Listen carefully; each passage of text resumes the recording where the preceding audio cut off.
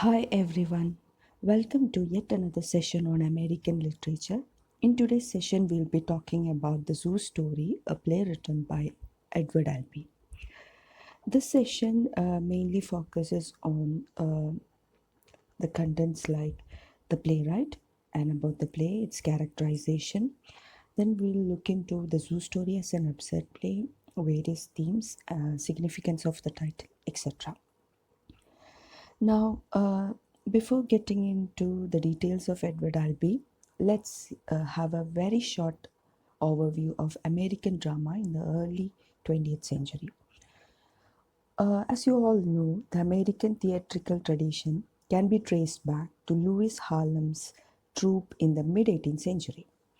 It attained international status only in 1920s and 30s with the works of Eugene O'Neill, Tennessee Williams, and Arthur Miller.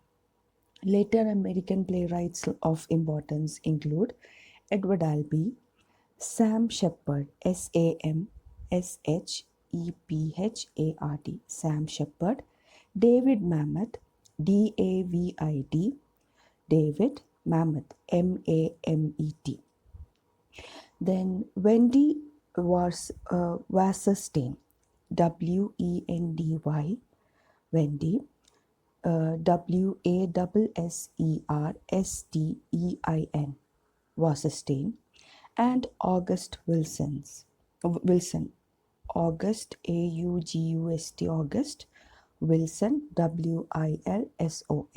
Wilson. They came to the forefront. So I repeat, later American playwrights of importance include, which means around 1950s, Edward Albee, Sam Shepard, David Mamet, Wendy Wasserstein, and August Wilson. Among them, Edward Albee played a prominent role in the theatrical scene right from his first play, The Zoo Story, and he left a mark of his own. So this is a very short overview. Um, Now let's see something about Edward Albee. His lifespan was from 1928 to 2016. He was one of the greatest American playwrights of his generation. He was born in Virginia on March 12th, 1928. His mother was Louise Harvey, and very little is known about his father. He was adopted at the age of 18 days old by Reed and Frances Albee, who gave him their family name. His adopted parents were uncommunicative, cold, and his adopted mother controlling. To her, it was of utmost importance that Edward attend the right schools and associate with the right people. Um, Although he had a privileged childhood, Edward felt alienated from his conservative parents, with whom he felt little connection. And he, after bouncing around various private schools and attending a military academy, he enrolled at Trinity College in Hartford, Connecticut, for a time before eventually breaking away from his adoptive family in the late 1940s and finding a community in the vibrant artist circle living in Greenwich Village in New York. That is, he moved to Greenwich Village in New York by the late 1940s. And this is how he spoke about his breaking away from his family in an interview. I quote, I think they wanted somebody who would be a corporate thug of some sort, or perhaps a doctor or lawyer or something respectable. They didn't want a writer on their hands. Good God, no. Unquote. So he always felt that his adopted parents never liked his way of life, his passion for writing. Instead, they wanted him to be a doctor or a lawyer. Or some they wanted him to choose some profession with uh, respect, so they were against him being a writer. So this disturbed him and he left the family. Then later, it said that an inheritance from his grandmother allowed Albee to live in New York, where he continued to write with little success and he did some odd jobs for his living. Then later, after a period of depression, he was so much depressed. He challenged himself to write a play before his 30th birthday. And this is how he said about that. I quote, I finished Zoo Story within 3 weeks. Everything in my life had led to this moment. The writing seemed to flow from some inner need and convention. It was a sort of explosion, and the words never stopped. Unquote. Um, I'll repeat once again. He said, I finished Zoo Story within 3 weeks. Everything in my life led to this moment. The writing seemed to flow from some inner need and convention. It was a sort of explosion, and the words never stopped. From this, what we understand that he wrote a zoo story within 3 weeks, and his life experience led him to write this play. And he did not take much effort. Instead, it came out like an explosion, and it he wrote like a stream. That is how he talks about his writing of this play. Now, let's go through some details about his career. Initially, he wrote short stories, poetry, and unpublished novel, but didn't find his voice until he wrote plays. Okay, then critics and audience took notice of his work with the debut of his existential one-act play, that is the Zoo Story, and we'll talk about this in detail, which he wrote on a typewriter from the Western Union office where he worked. According to the biography, the title of the biography is Edward Albee, A Singular Journey by Mel Gusso, MELGUSSOW. So it said that he wrote the Zoo Story on a typewriter from the Western Union office where he worked for his living. Okay. Then, as an avant garde artist and an iconoclast, he attacked American materialism, breakdown of communication, and superficial values. One of the important preoccupations of Albee is to highlight the adverse effects of living in illusion and upholding myths as false form of consolation in an otherwise inane existence. So this is how Albee uh, came into writing. Now let's go through his major works. The Zoo Story. One work is The Zoo Story. It was published in 1959. There is a speciality for this work. Actually, this work was written in 1958 in New York. Then it was first staged in Europe in West Berlin at Schiller Theater Werkstatt on September 28, 1959. Later, this was played in America for the first time on 14 January 1960 in the Provincetown Playhouse, New York City. So three dates are important. He wrote this in 1958. Then it was first staged in 1959, and it was first staged in New York in 1960. Then some of his other important works are Who is Afraid of Virginia Woolf, published in 1962, A Delicate Balance 1966, The Three Tall Women in 1994, Sandbox in 1959, Who is Sylvia in 2002, and there are many other works. Then his early popular one act plays, including The Zoo Story, established him as a critic of American values. Then he is best known for his first full length play, Who is Afraid of Virginia Woolf, which won Tony Award Uh, and also it became a 1966 film starring Elizabeth Taylor and Richard Burton.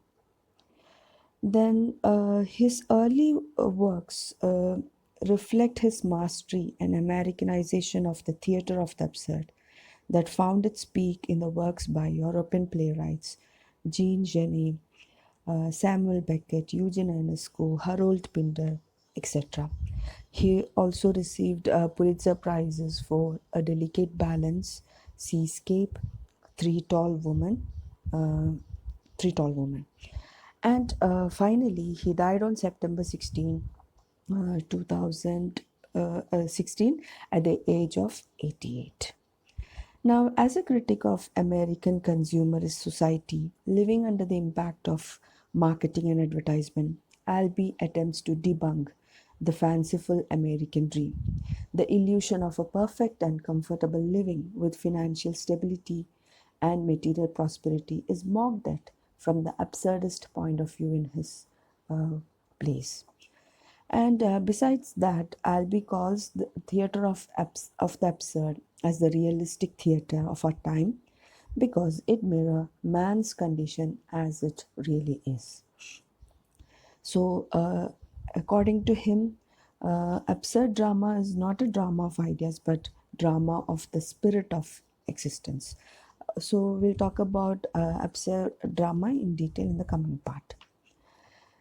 Then, that's all about Edward Albee.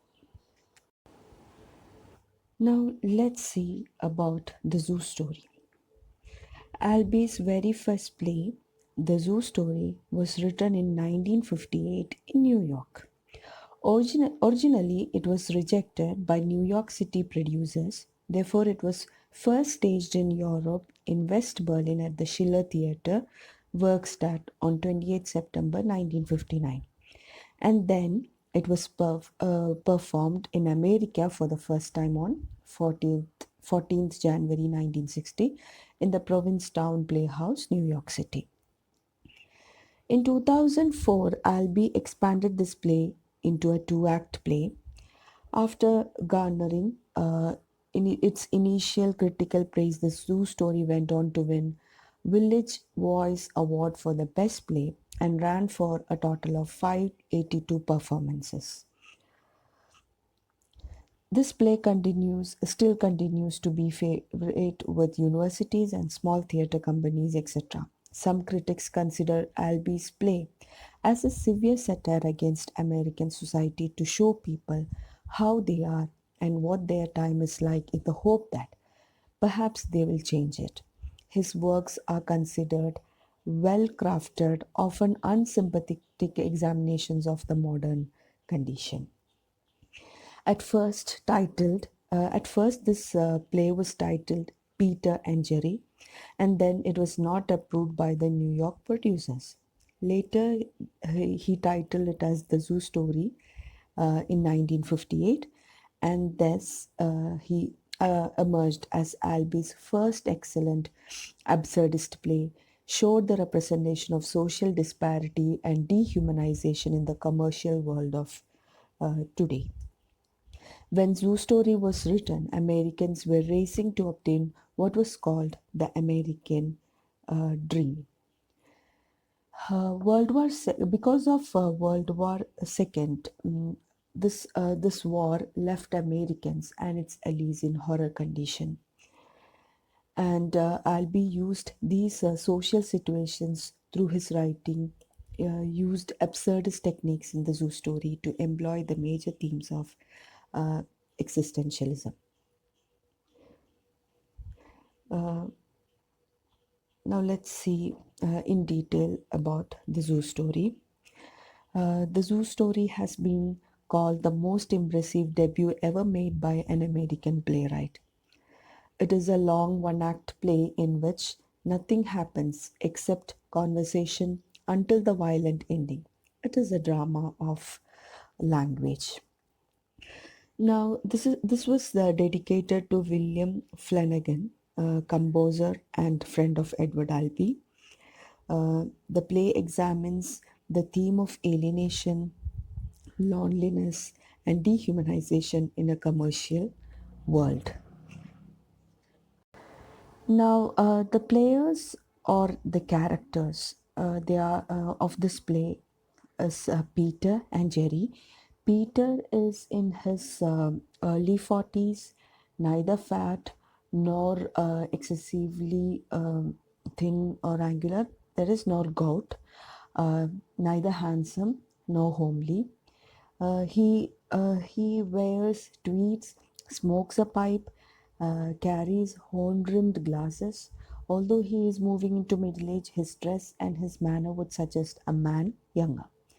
Now, the second player, that is Jerry, he's a man in his late 30s, not poorly dressed but carelessly.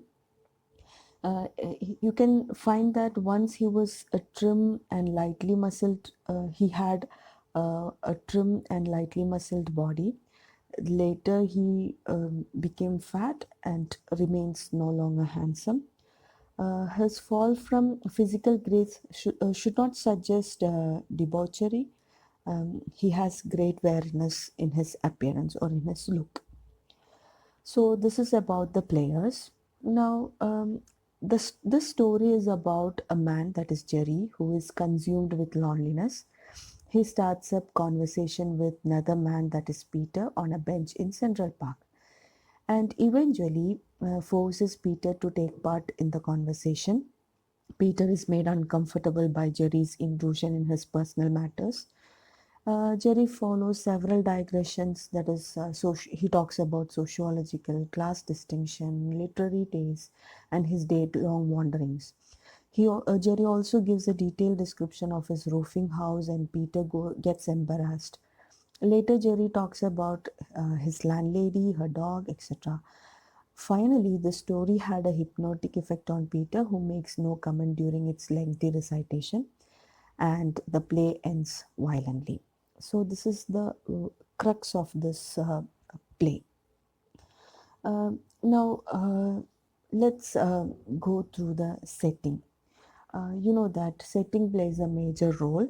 Uh, Here, Central Park is the setting, uh, and it is a Sunday afternoon in summer, and the time is the present. What you find there is two park benches, and both faces the audience, and behind them you could see foliage, trees, and sky. Now, this setting, that is Central Park, is very important because it is one of the busiest and most populated cities in America, perhaps in the world.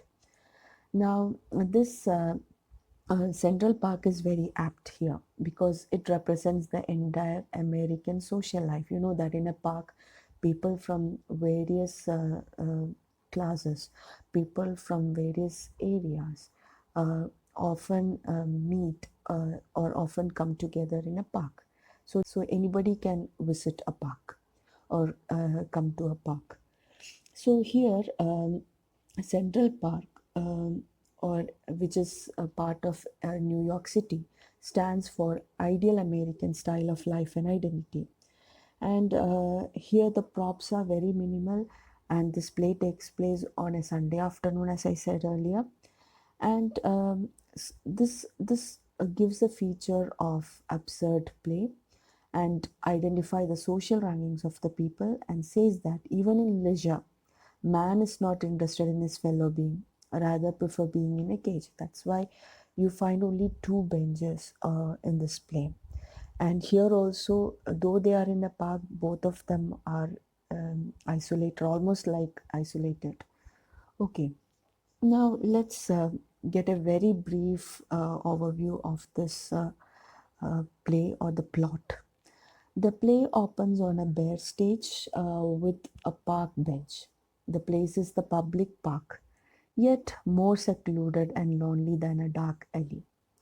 Now, here you can make a comparison to Beckett's Waiting for Godot.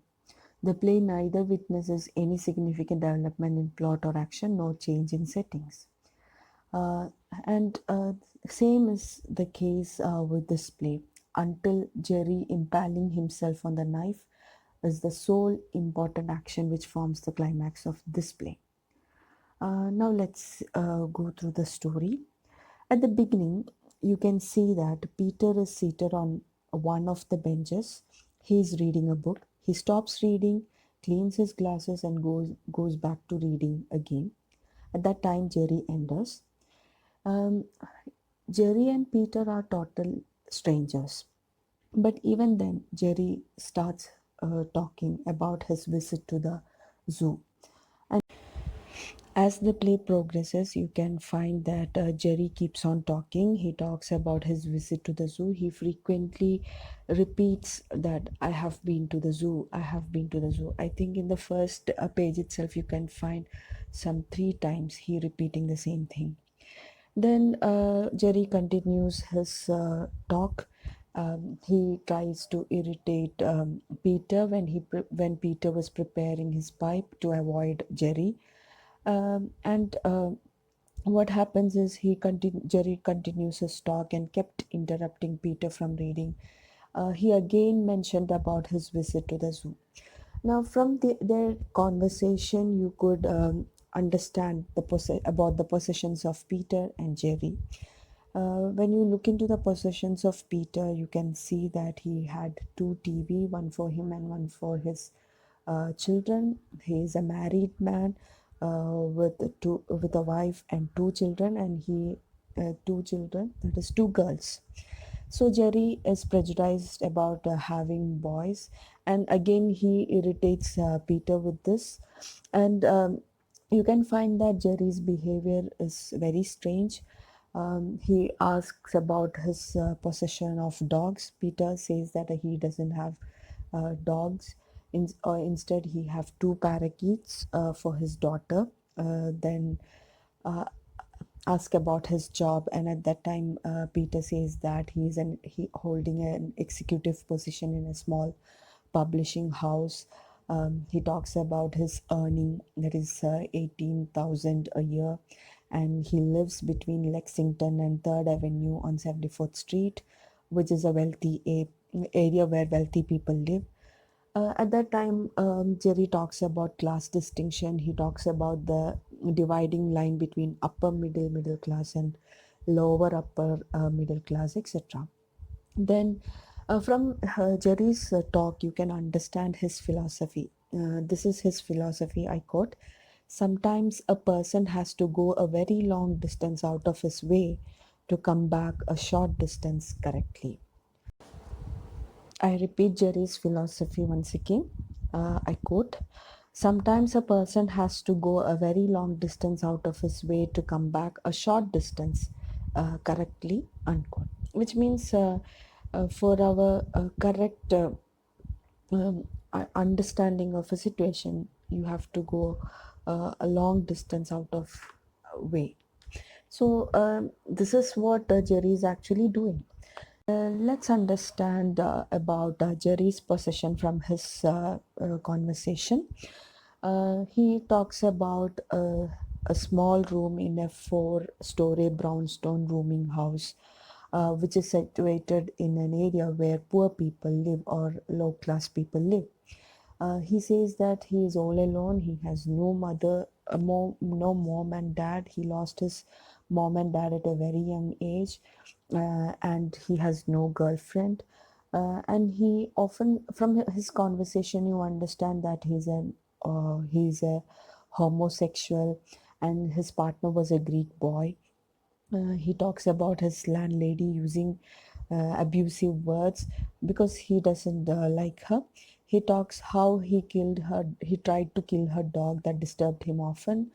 As he goes further, he talks about the relationship between man and dog, and he says that man is a dog's best friend.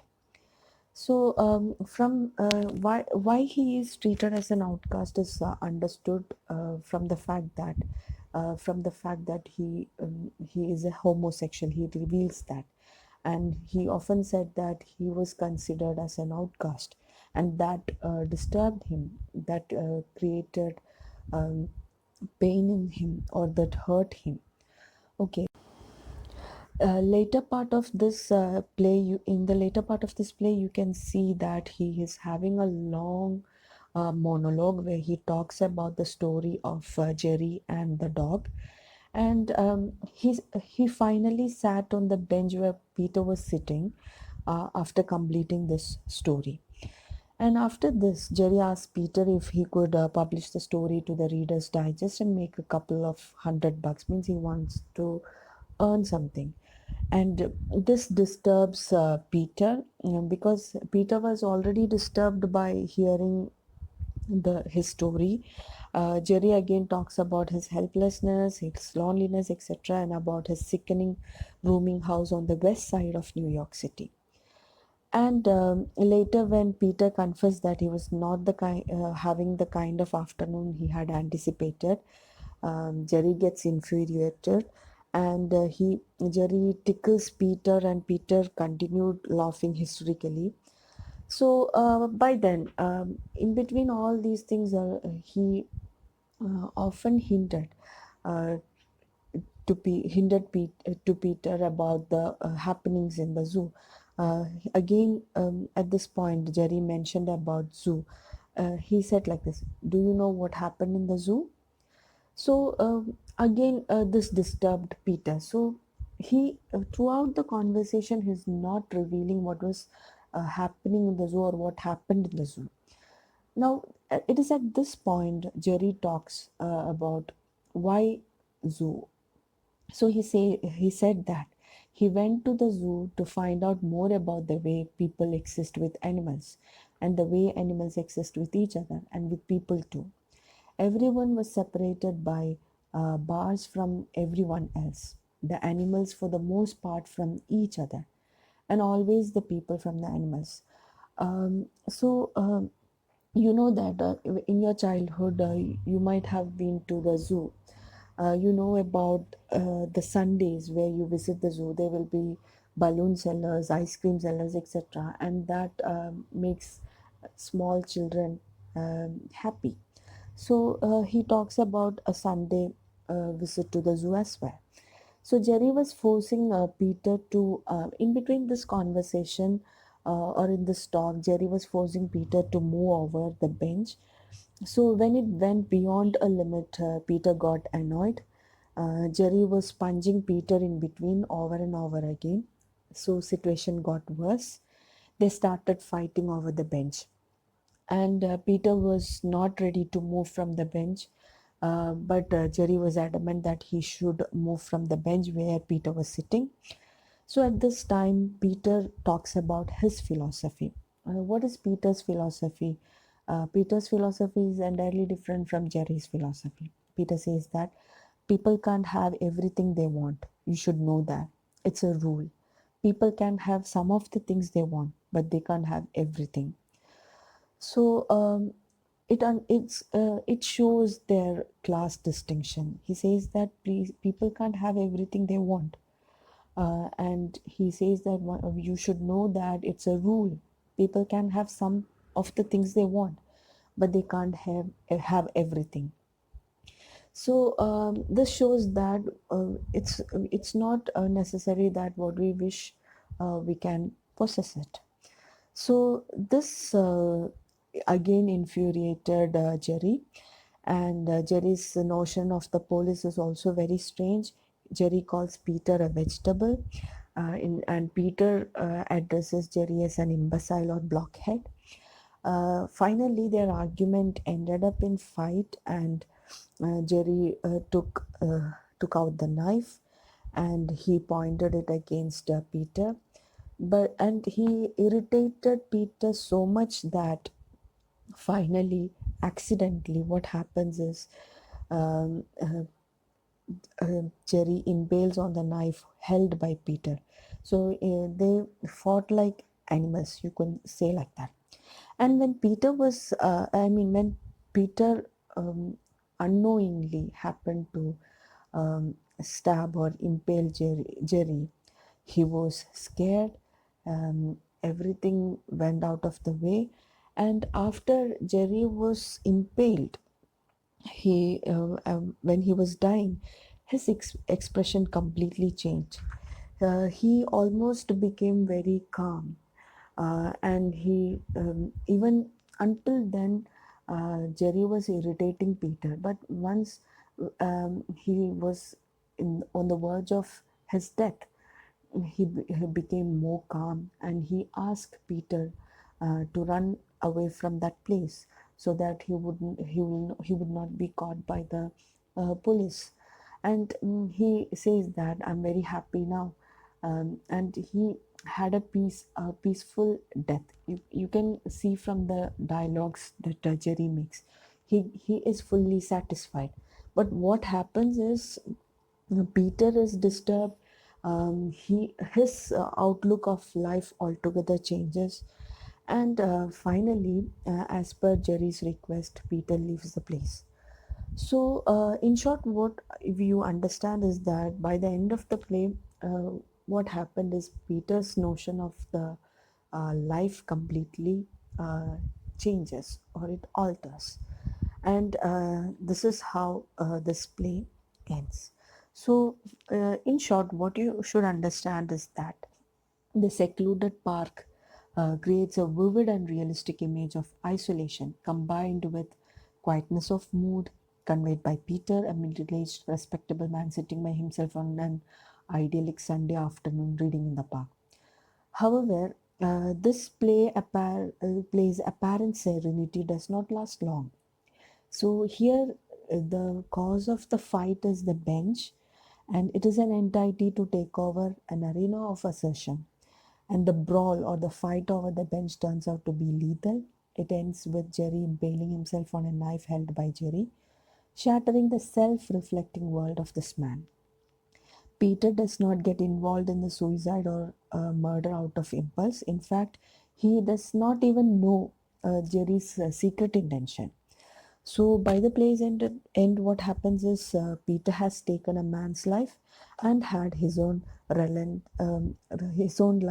relentlessly transformed. That's what you find when the play ends. So, there is a complete silence, complete shift in the scene. So, until then, the conversation was meaningless, but by the end, everything changes. So, this is how the play ends. Now let's get into the various aspects of this play. Now let's first see what is characterization here. As you have noted earlier, there are two main characters. One is Peter and the other one is Jerry. Peter is a man in his early 40s, middle class publishing executive with a wife and two kids. Jerry is in his late 30s. He's isolated, disheartened, carelessly dressed, and a third character is introduced. It is an elusive landlady. Here, what you find is that Peter prefers books to his fellow beings, and that's why on every Sunday afternoon he goes to the park, sits on the same bench. He keeps on reading books. He does not connect with other people. He represents upper middle class family, and also you can see from his possessions that he is wealthy. Whereas Jerry belongs to lower class, and his possessions clearly shows that his way of living in his isolated life reflects all these things. So when you make a comparison between these two characters, what you find is there is a stark distinction between these two characters. As you see in the presentation, that is, um, Jerry is wary, he has no family or wife or children, he's an homosexual, he's an outcast. That's why he's treated as an outcast. And he had a very miserable childhood, that you will understand from his conversation that his mother was a very bad person, and he lost his parents at a very young age in an accident, and he was taken care of by his aunt, and finally he left that place because of various reasons. And his he lives in a small room in a four-story brownstone rooming house. Whereas Peter lives between Lexington and Third Avenue and 74th Street, which is a wealthy area. So altogether, what you find from their possession is that there is a stark distinction between both these characters. So, Peter and Jerry contrast in their ideas, interests, behaviors, appearance, etc. And Jerry uses Jerry tries to convey a message to Peter using many techniques involving repetition in each conversation, his talk about his visit to zoo, questions about his life, etc. So, what you find is that Jerry always jealous from beginning till the end. When you observe the talks or dialogues of Jerry, what you find is that Jerry is jealous. He has a kind of animosity towards Peter's ungratefulness. There is a dialogue by Jerry that is, why, I quote, why you have everything. That is, he asks Peter, why you have everything? And he says that you have everything and now you want this bench. By the end, they fight for the bench. And again, Jerry says that you have everything and now you want this bench, unquote. This is how Jerry is making a comparison of himself with Peter. So you can see a kind of jealousy or animosity towards Peter, so, in the mind of Jerry. Though Jerry and Peter are total strangers, still Jerry is making a comparison. So from all these things, you can understand that Peter, according to Jerry, Peter is having a perfect life, and that's why he seems to be living on his own terms.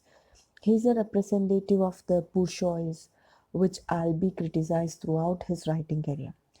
For Albee, Peter's life is an epitome of American middle class complacent existence. In contrast to the protagonist Peter, Jerry is created as an antagonist, and he is entirely opposite to Peter.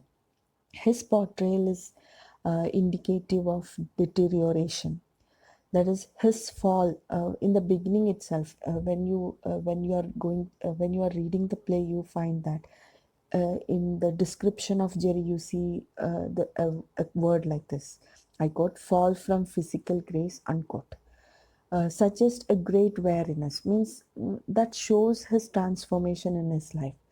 So on the stage, you find Peter's book stands for an intellectual escape, which shields him from Jerry's intrusion.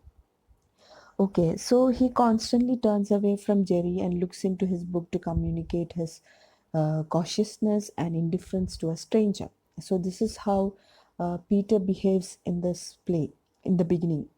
Instead of addressing a person, and when you observe Jerry, what you find is that instead of addressing a person with formal greetings, Jerry abruptly tries to start a conversation immediately upon entering the stage. That is, when you are reading the play, you see the dialogue, "I've been to the zoo."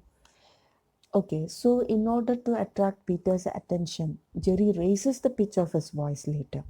"Mister, I have been to the zoo." This is what he says, which Peter is unable to ignore. So he puts his book down, his pipe out and away, smiling.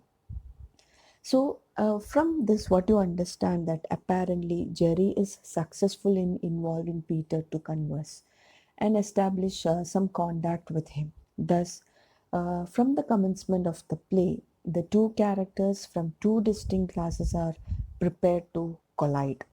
Yeah, and that happens by the end. Their meeting place, that is the Central Park, lies in between Peter's East Side Paradise. Why it is called paradise? Because Peter lives in a wealthy area, and Jerry's West Side prison. I quote, it is prison. Why Jerry's dwelling place is considered as a prison? Because it's a place where poor people live. It is secluded, and when you look into the description of Jerry's house, it's very congested, and neighbors are very strange. His landlady is strange. Her dog is strange. So he is living in a very secluded, uncomfortable place. So through this plays, Albie tries to present a sense of isolation and emptiness, which is common to both the characters. So you should know two important things. Peter lives in the east side, and Jerry lives in the west side of the park. So east side is considered as paradise, and west side is considered as prison. And why? Because east side is considered as paradise because wealthy people live there, and west side is considered as a prison because poor people uh, live there.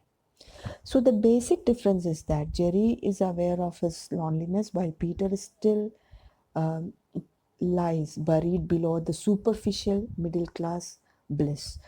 You understand that Peter is not having a happy life when you closely observe the uh, dialogues made by Peter throughout the play.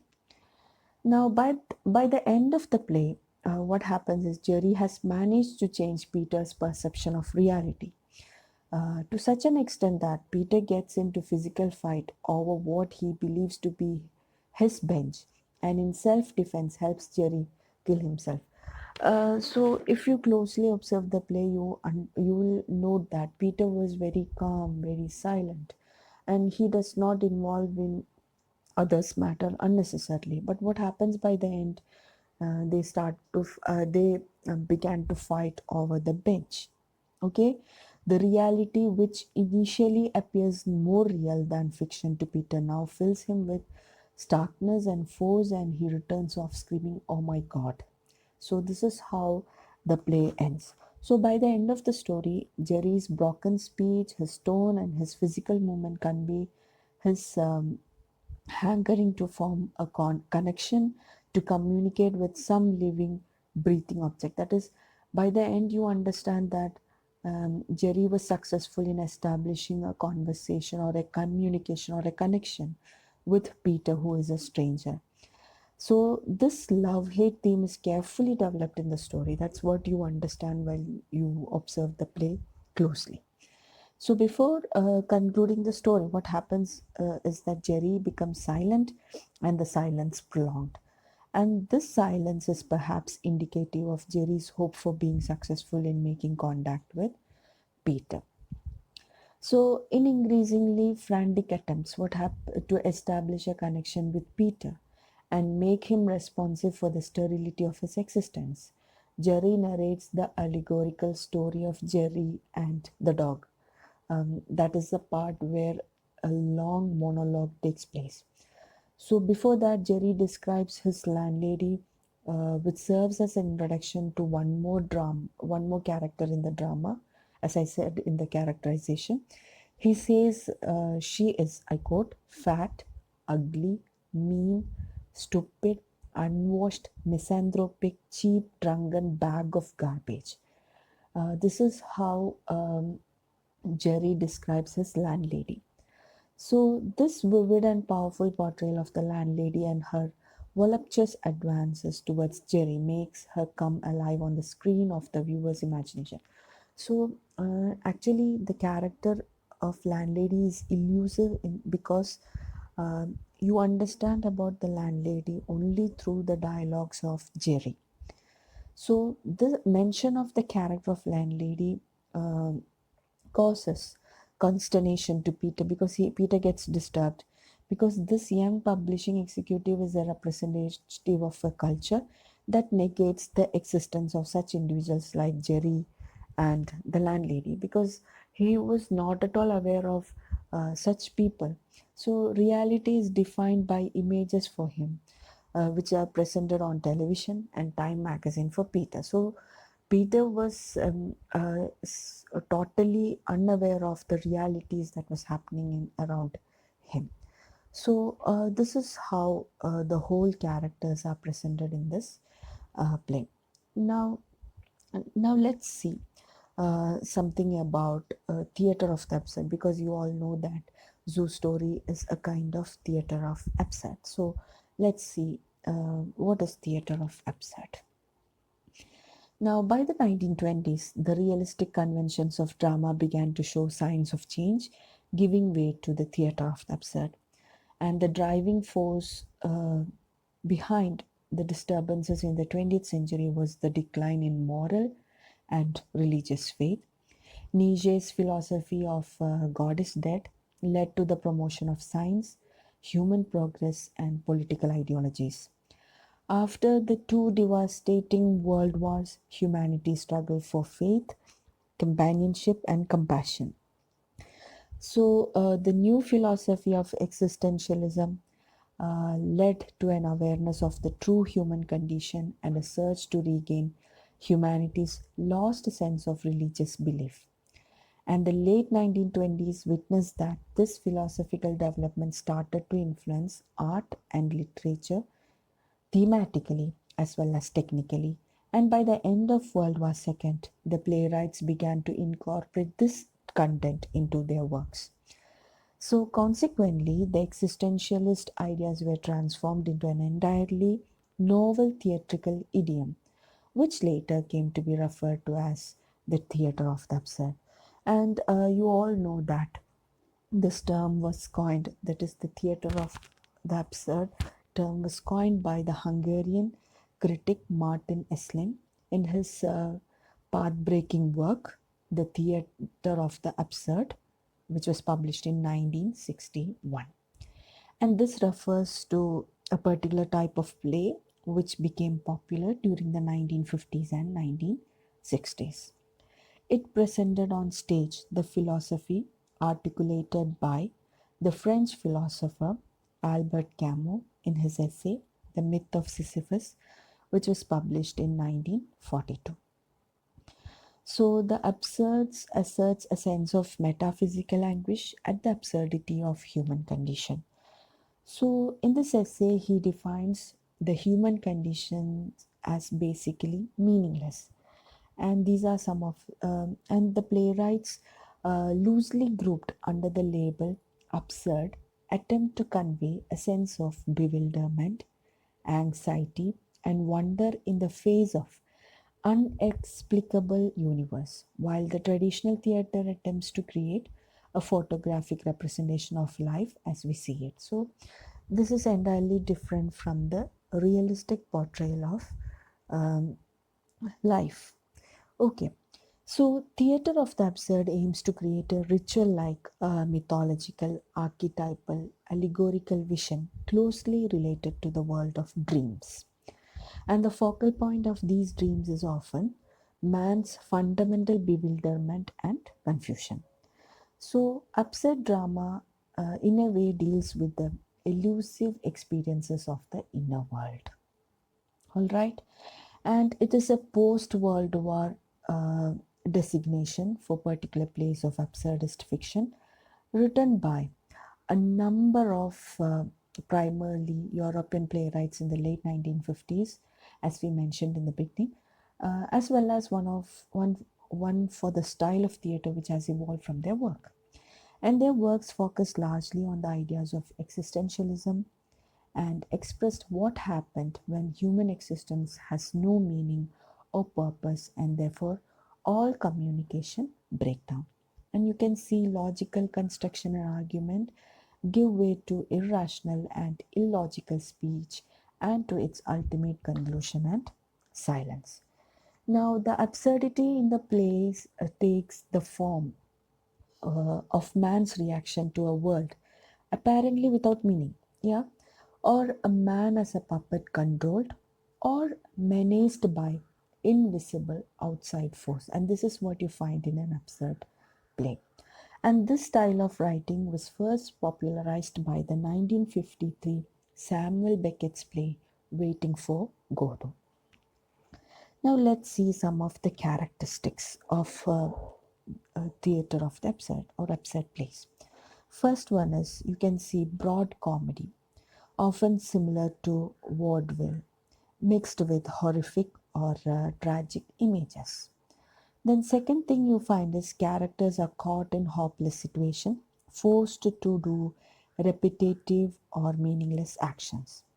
Then the third one is you can see dialogues full of cliches, wordplays, and nonsense. And fourth one is the plots are cyclical or absurdly expansive, either a parody or dismissal of reality and dark humor. That's what you find in the plot. And fifth one is that the concept of well-made play, it is negated. Okay, it is almost like an unmade play. That's how you can put it. These plays were shaped by the political turmoil, scientific breakthrough, and social upheaval going on in the world around the playwright during these times. And the theatrical effect may be achieved through the use of, as I said, comic gestures, exaggeration, repetitive action and dialogue, and the use of incongruous or bizarre props. And no ready-made situations are provided in absurd plays. Instead, audience is exhorted or forced to formulate queries that are related to the meaning of the play. And all absurdists often believe that life is absurd.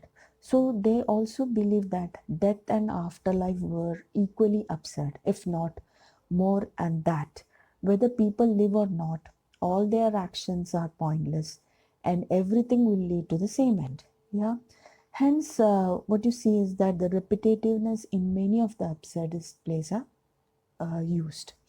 Now, according to Eslin, uh, it is a literature, that is absurd plays are a literature of, I quote, verbal nonsense. So Esslin says that absurdist literatures are verbal nonsense. So the plays of the absurd tradition are preoccupied with life's intricate mysteries. The recurrent themes have been failure to communicate with people, the falseness of most human values, man's isolation from his fellow human beings, the living who are unknowingly dead, and the resemblance between animals and humans who live in a zoo of their own. So, this is how people conceive of the absurd plays. Now let's see how the zoo story acts as an absurdist play or absurd play. Now, as you all know, the absurd play is a form of drama that emphasizes the existential philosophy of the absurdity and meaninglessness of human existence. Now, the main characters of absurd plays is to show that life is essentially meaningless and hence miserable. Now, here Zoo Story is a seminal work in that it introduces themes which recur in almost all of Albee's plays. Now, the principal fact is the lack of contact between human beings and the reluctant apathy, indifference, self destructiveness, and cruelty. Now, this point is brought home by a meeting between two characters, that is, um, Jerry and Peter. And the whole action is in the form of a paradox conversation between them until it culminates in the death of Jerry. Now, let's see major themes discussed in this play. One is isolation, then loneliness, which you can find when you closely observe the two characters, and miscommunication, that is, lack of communication between individuals, that is, and also illusion and reality in modern society. That is, people are not aware of reality, they live in a world of illusion, and isolation of human existence in a world without God. And also, you find the recurring theme of repetition. That is, you would see, I have the word or the phrase, I have been to the zoo, three times in page one itself. So, this repetition is a kind of intensification. Then you find sequences of isolation. Later, you find inclusion, then attention, then again isolation. So, this repeats as a cycle itself. So, the cycle is repeated like in the beginning, you find intensification, then sequences of isolation, again inclusion, then attention. He's trying to get attention from Peter. then again isolation repeats. Okay, so this cycle repeats throughout this play, and this is a multi-layered play, and dangers of inaction is also seen in this play. Now, here isolation is in two levels. You know that Peter, he is an average successful American, and Jerry is a person who lives in disillusionment, and his possessions are pathetic. And you find two different worlds, but both are isolated in their own way. Then, another major theme you find is dehumanization in a materialistic world. And here, life is portrayed as an illusion, especially landlady. She is an illusion of love, and the dog.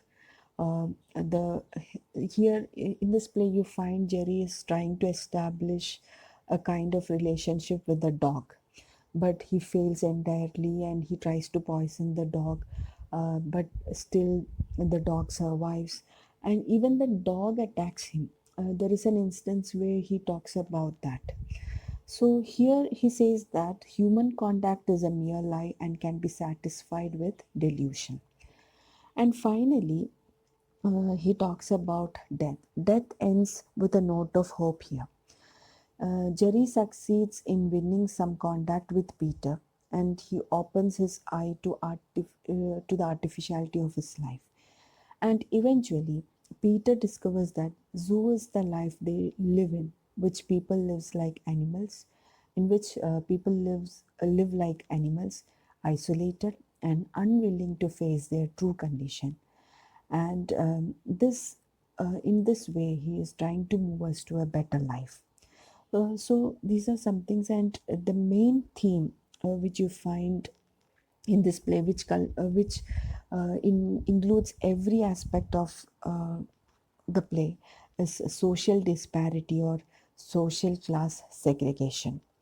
And you know that social segregation in American society, especially in Manhattan, uh, as portrayed in the Zoo story in 1958, is very common there.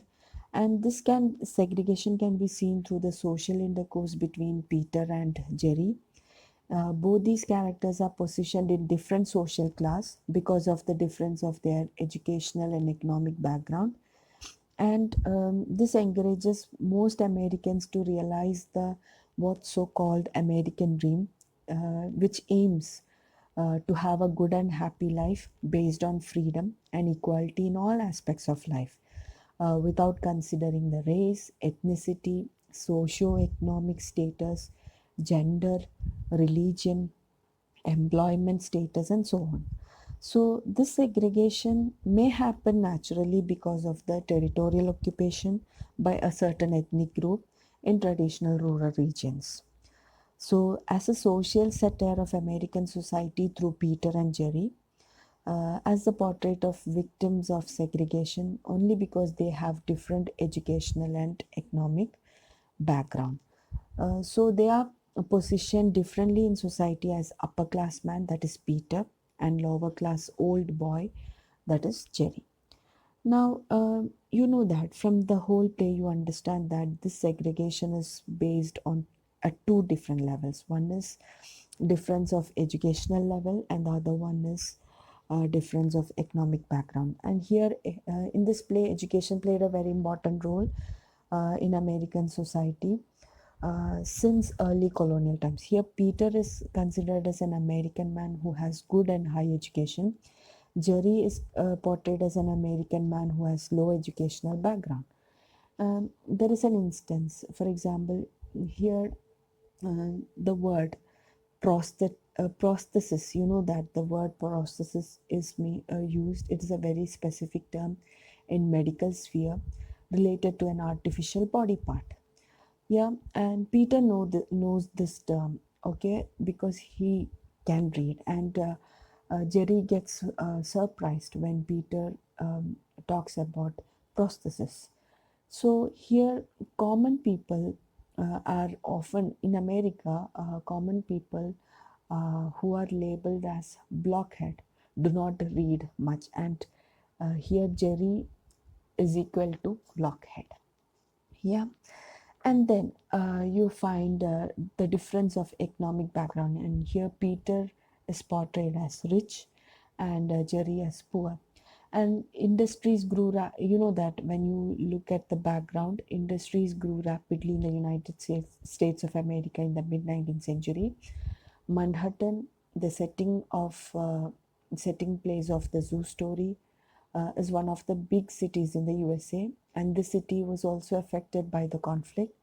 And Central Park, the place where Peter and Jerry meet each other in the beginning of the play, is one of the important places in Manhattan. There are a lot of important buildings such as Broadway, Wall Street, Empire State Building, Greenwich Village, and Harlem, which we discussed in our previous lecture. And therefore, this has been considered as one of the world's foremost commercial, financial, and cultural centers since 19th century. So the economic gap between the poor and the rich still exists in this region. That's what we understand when we closely observe both the characters Peter and Jerry. Now, how what are the impacts of the social segregation on American society? Now, this impacts are on at happens at four different level. One is the different behavior. One aspect is different behavior. So in our play, Peter and Jerry have different behavior. Yeah, Peter tends to be more polite. He chooses good and meaningful words to communicate his feelings and ideas with other people. Especially in the beginning of the play, you find that the word sir is addressed. Um, uh, Peter addressed Jerry with the word sir. And this word shows that Peter tries to be polite to respond the questions asked by Jerry about, especially there is an instance where Jerry asks about lung cancer. And next one is different mindset. The mindsets of both the characters differ. Jerry is rather impulsive, and Peter is very polite and calm, and he tries to um, be with him. I mean, he tries to keep his feelings inside himself, whereas Jerry talks about it openly, and he expresses it. He tries to disturb Peter, though he's a stranger, and both have different mindset. Peter is trying to keep his feelings to himself, whereas Jerry is trying to express it, and thereby so many problems are popping up. Then next one is social jealousy, and this is also caused by wide economic gap among the people in the society. And you know that Jerry represents people of lower economic level who undergo social jealousy, and often he is jealous of Peter's possession, Peter's education, Peter's lifestyle, etc. But in reality, inside Peter's heart, he is suffering, he is uncomfortable, he is not happy with his life. And then the last thing which you find, or the impact of social segregation, is on psychological depression, is the last thing. The economic gap and bad mindset can also influence one's psychological life. Psychological depression is one of the impacts, and it is a very sad feeling in which someone is hopeless because of inexistence of jobs. Here, Jerry tends to suffer from psychological depression, and that's why he behaves in a very strange way. And after narrating the story of Jerry and the dog, he asks Peter whether he could publish this uh, in his paper. So at that time, he says that Jerry says that he could at least make some earnings if he is able to publish this story in his through his publishing house. So and this the depression Jerry undergoes is reflected in his mannerism as well. So what we understand is that from the whole play, we understand that the United States of America is divided into two big regions. One is North America, which consists of people who tend to have higher standard of living, and that is represented by PETA. And South America is where people live tend to have a lower standard of living. That is, it represents agricultural region, and that is represented by Jerry. So, on the whole, you understand that by the end, Jerry is fully developed. He has got three-dimensional character. But Peter here stays as a backboard. His character is not fully developed. Yeah. So this is some of the major themes, and you can also find the themes of sexuality and also capitalistic background, etc. Now, let's talk about the significance of the title Zoo Story. So, in a zoo, we are only standing on one side of the cage. I know that all of you might have been to the zoo and you know how we perceive about the animal and maybe how animals think about us. So, that is very different. And we don't know actually what is happening on the other side, that is, what is happening in the cage. We only see one side of the story here, and we also tend to assume what is happening on the other side. So same is happening with the animals in the zoo. Now animals in the zoo see families watching them, and they can assume that we are happy, we are one happy family. And animals yearn for our freedom and happiness because they feel trapped inside a cage. And here Jerry is equivalent to the animals in the zoo. However, the families aren't so perfect, and that families represent Peter. So, what happens is Jerry thinks that